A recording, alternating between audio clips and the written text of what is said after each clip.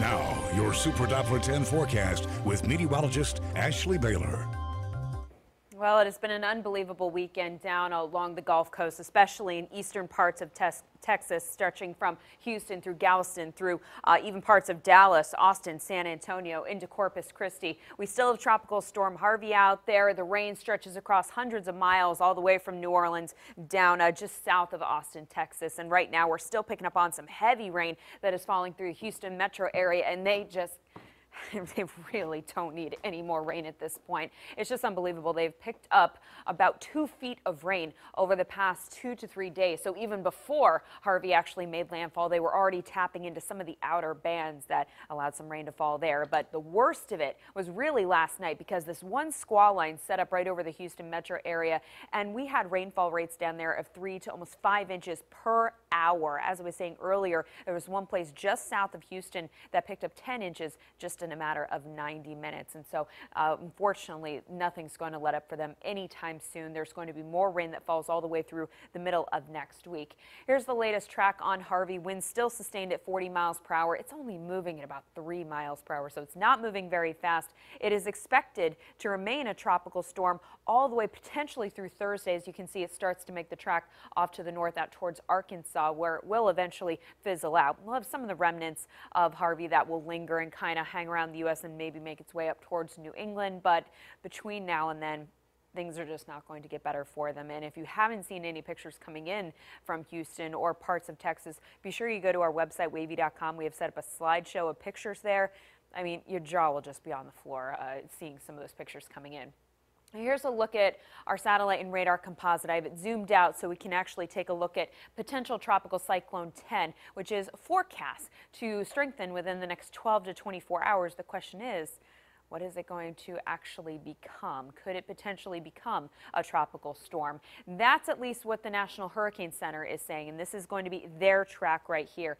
As you can see, it is forecast by the National Hurricane Center to become a tropical storm, which would be given the name Irma by the time you get to tomorrow morning, with winds sustained at 40 miles per hour.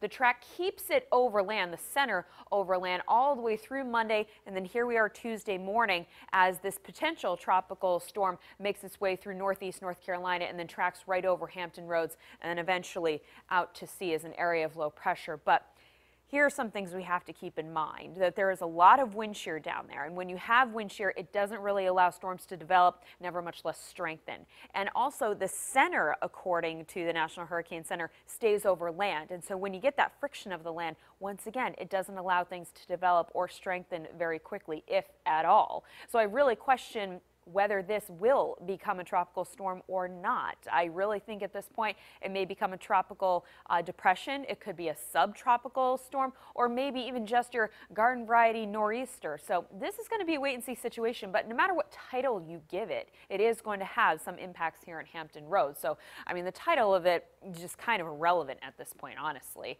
A tropical storm watch, I will say, though, is in effect from the Carolinas through Dare County, and that is going to be scrolling across the bottom of your screen. Meteorologist Deirdre Tate will be in at 4:30, giving you the very latest on that. Here's our future track forecast, and as you can see, the water is going to start to surge into northeast North Carolina starting tomorrow, so make sure the kids that are going back to school tomorrow have an umbrella.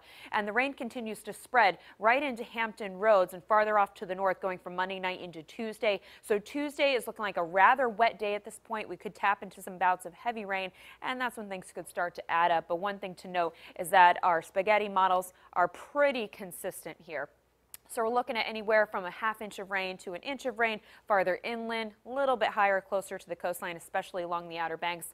Winds will be out of the northeast, sustained at 20 to 30 miles per hour. And because of that, we will see nuisance to minor tidal flooding. The worst of it will be Monday, right around 3 o'clock. You can see water levels will crest at 4.5 feet, and it gets worse during high tide Tuesday at about 4 o'clock. Water levels could reach 5.3 feet, borderline near moderate tidal flooding. So we're definitely going to keep an eye on Tuesday very closely. I have posted a brand new blog to our website, wavy.com. I've also posted a link to that on our Facebook and our Twitter page. Be sure you check it out, at least going to Labor Day weekend. Things quiet down nicely.